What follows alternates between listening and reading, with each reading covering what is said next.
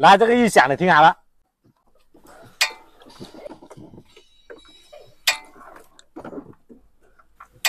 刚刚你们听到没有？一踩刹车之后，前面有一个哒哒哒的那个响声。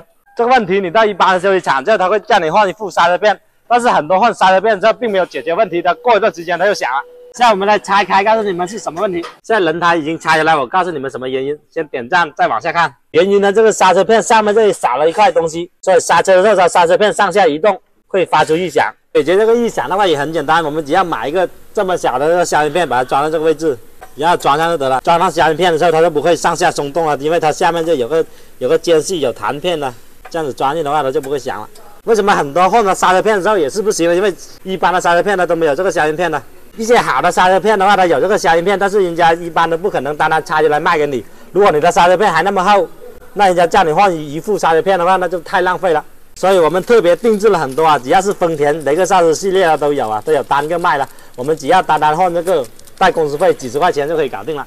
丰田雷克萨斯车经常出现这个异响，如果对你有帮助的话，记得点点关注。